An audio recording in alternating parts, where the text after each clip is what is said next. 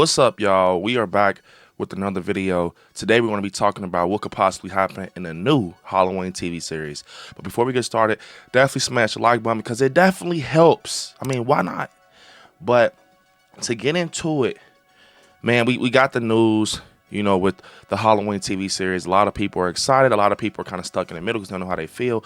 And then not too long ago, we also got some more news about where it's going to be taking place and kicking off from. And they're saying that it's going to be going surrounding all 78. Now, to get into it a little more, a lot of people are kind of confused because we got this story told to us multiple times. And, we just kind of branched off from a timeline with 78 with the Halloween trilogy and things like that. So I think the point of this TV show is going to be to drag things out and go more in detail with the story of Halloween. And it's nothing wrong with that, because if you go back and look at a lot of your other TV shows that, like for example, Chucky, that mimics the Chucky storyline, it drags out a lot of segments, man. When you think about it, it drags out a lot of segments. It over exaggerates a lot of situations and things like that, just to make it feel a little longer and detailed. So to be honest, I'm gonna say this. I think when we get the Halloween TV series, for example, season 1, episode 1, I think it's gonna be like how it was in the film. A younger Michael and everything taking out his sister, but a lot of things might be exaggerated and added. What I mean by that is, like, for example, when Michael is standing outside looking at the house, the Myers house, and he's about to lead up to the window to see Judith and her boyfriend kissing and everything. I think that's going to be a little exaggerated, probably a little longer, him kind of looking around a little longer. Something might happen. Might see kids run by or something. I think a lot of stuff is going to just be exaggerated. So, because it's a TV show, you got to drag a TV show to episodes.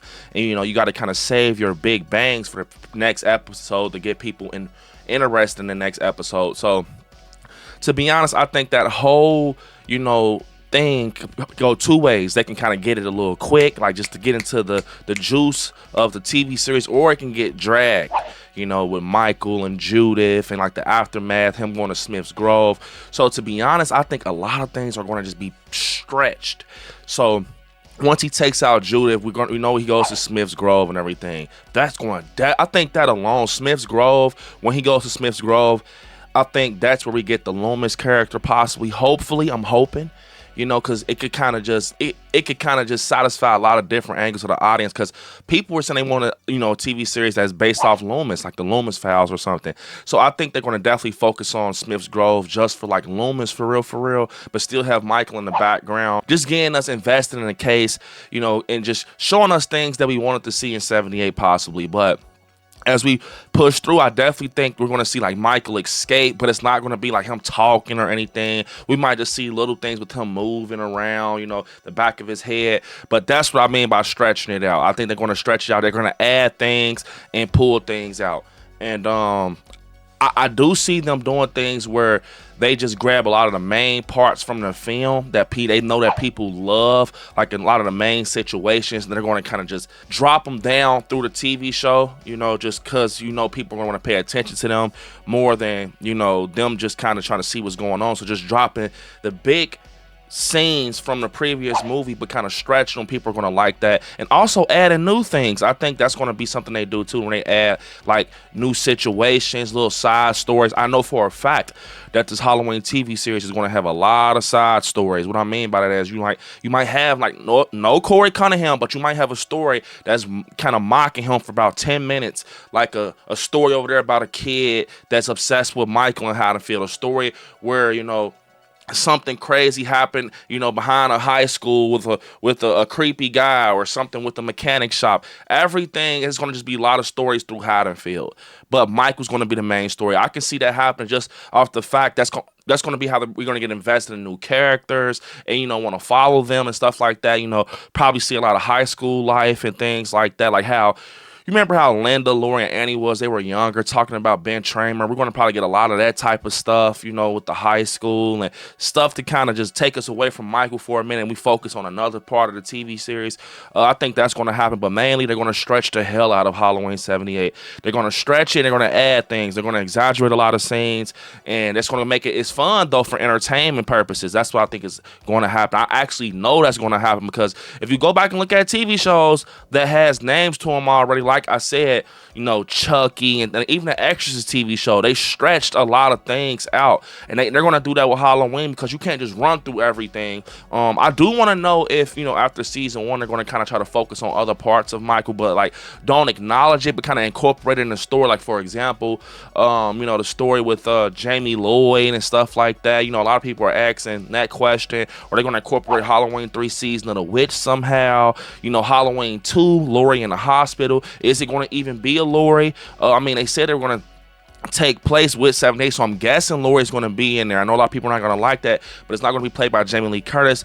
It's a lot of young actors out there that can definitely capture, you know, the Laurie Strode, you know, essence, if that makes sense. But overall, I definitely think that we're in for a treat as Halloween fans. I think I'm on a positive side of it, just because we always wanted more Michael, right? I know my guy Michael deserves to be on the big screen. I know, you know, at the end of the day, we love watching him in the theater and stuff like that. But, you know, I want to see how. I'm gonna give it a chance as a Halloween fan. I'm giving this TV series a chance, and I'm excited for it. I'm really excited for it because this is just nonstop Michael Myers, bro. This is what we want, right?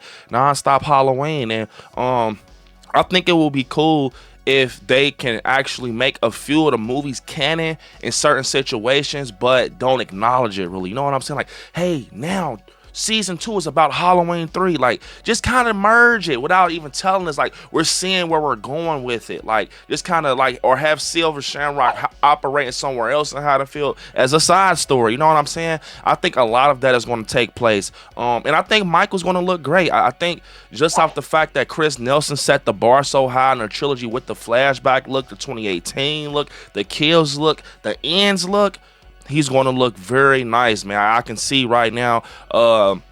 One thing I am very curious about before we wrap up is just, you know, like the casting. I want to see who's going to be these characters. You know, if we get a Loomis, who's going to be Loomis? If we get a Laurie, who's going to be Laurie? Who's going to play Michael? You know, I said Aaron Armstrong, the guy who played Michael in the flashback from Kills.